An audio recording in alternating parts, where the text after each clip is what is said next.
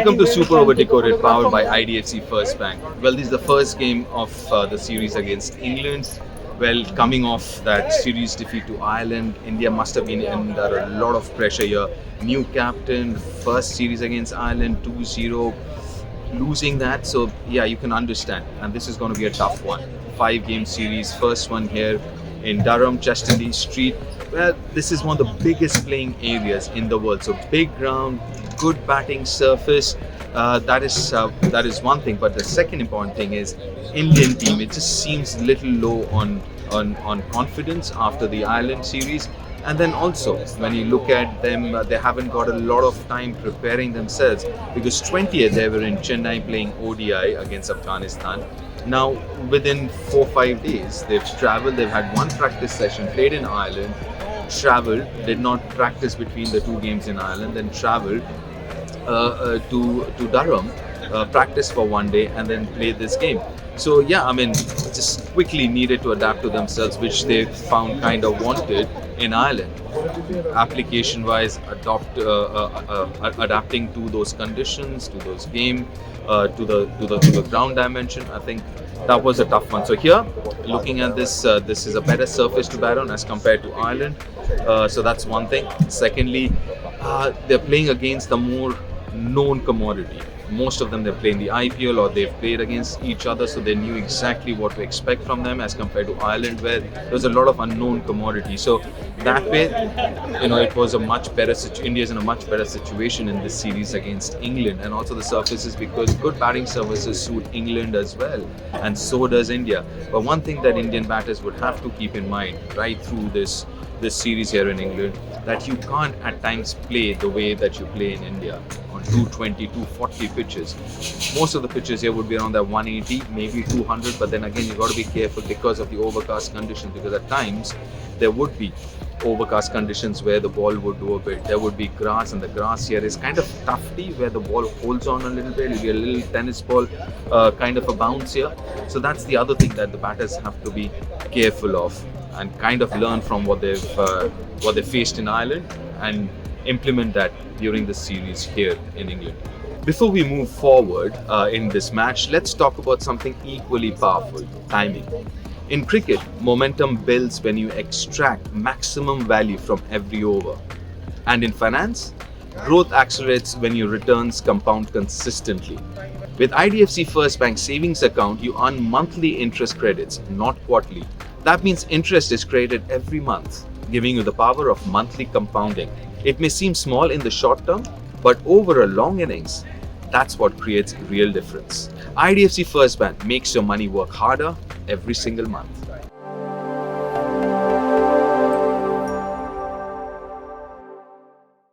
Now, India won the toss and surprisingly elected to bat first, because I thought overcast conditions and also generally that's what the situation here is. You chase here in Durham, overcast conditions, ball does a little bit, and also you haven't really played a lot of cricket here in this part of England just to understand the pitch and all of that. So I was a little surprised. And then the other surprising thing is India went into this game with 3 spinners. So had Ravi Bishnoi, Varun Chakravarti, good to see him back after that injury, and also Aksar, the all-rounder.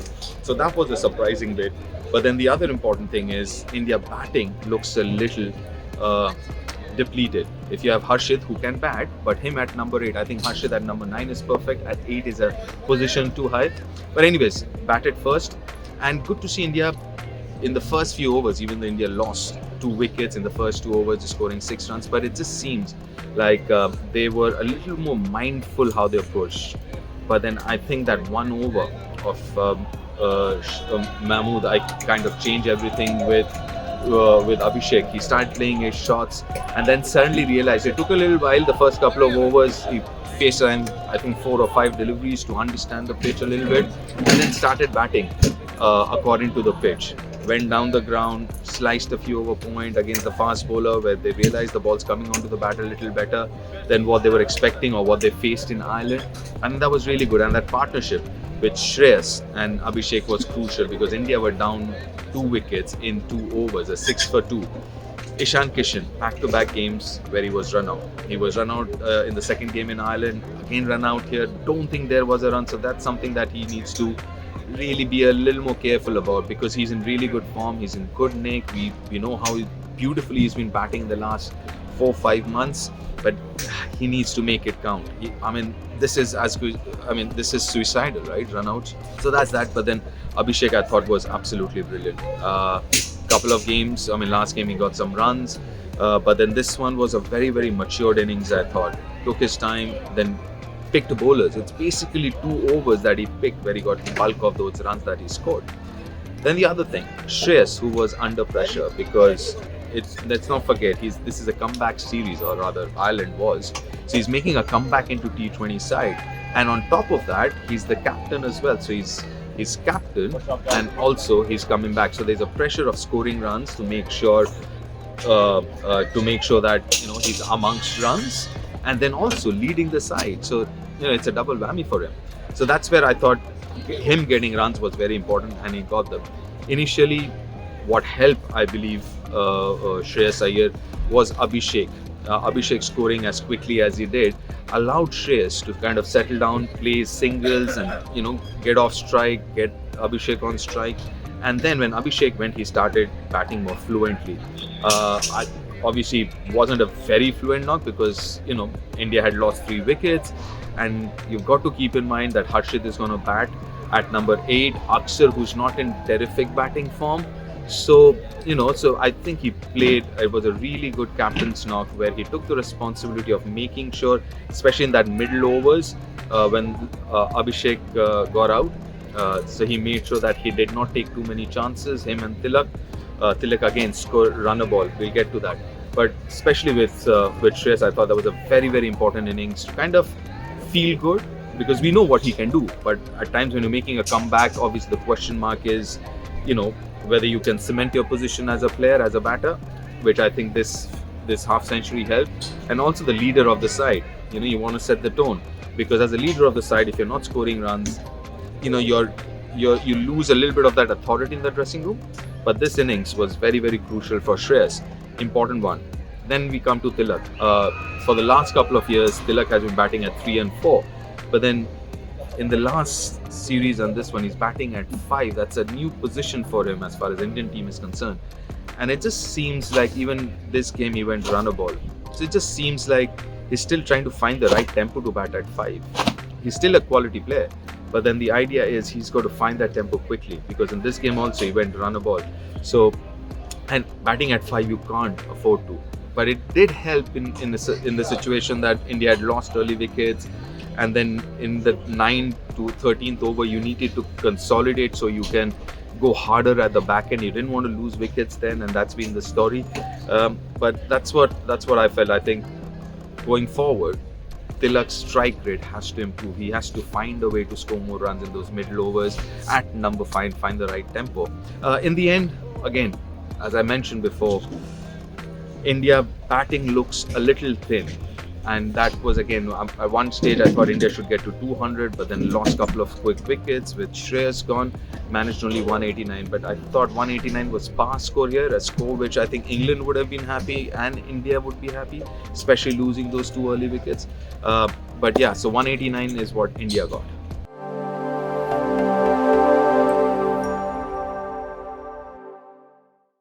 The second innings, obviously because of the rain, and as you can see it's still drizzling, there was no second innings. The cutoff time was 8:30. Actually was 9 local time here in Durham, but 8:30 because needed to get those covers off, which obviously it's not possible. It's still drizzling and I'm kind of getting wet. But overall, out of this game, I think the positive thing is India getting to 189. India finding the right kind of balance. I still think Indian batting is a little thin. India needs another batter. Harshit at 9 would be fine. Akshar, Tilak not really doing the job with the bat at 5 and 6 as of now. They have to find the right tempo. The takeaway for me, I think the other takeaway is good to see Abhishek being approaching more maturely here. Sanju, that's a big question mark. Kind of 3 innings now. I'm sure with Vaibhav Suryavanshi sitting in the dressing room and all this craze which is rightly created, I think that he would be under a little bit of pressure. It'll be interesting to see in the next game whether Vaibhav is given an opportunity, because I think he will be given an opportunity in this series, but whether it's going to be next game or not, we'll find out. Bowling wise, I think bowling did well in Ireland, so I'm not too displeased with the bowling performance so far. It's just the batting which was good to see. They got to 189. They have to find a way. If this is the combination that India is looking at, they'll have to find a way to get to these 180, 190, 200 more regularly on these surfaces. But yeah, I mean, some of those batters are due. In the middle order, as I've mentioned, Sanju at the top as well, Ishan Kishan at number 3.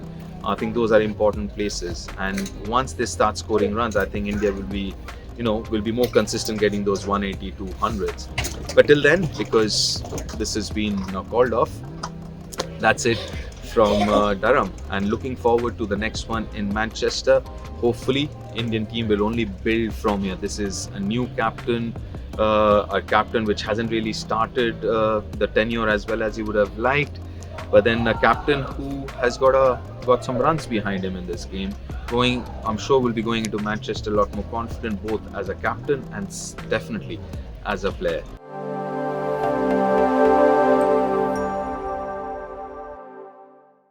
Well, turning point for me, apart from the rain which has stopped the game, obviously is that over of Saqib, where India were down 6 for 2, lost 2 wickets, and then that 21-run over, which I thought was brilliant from Abhishek to kind of trying to understand how this pitch is played and then bat accordingly. 2 pulls, then stepped out, and then very next over again against Wood.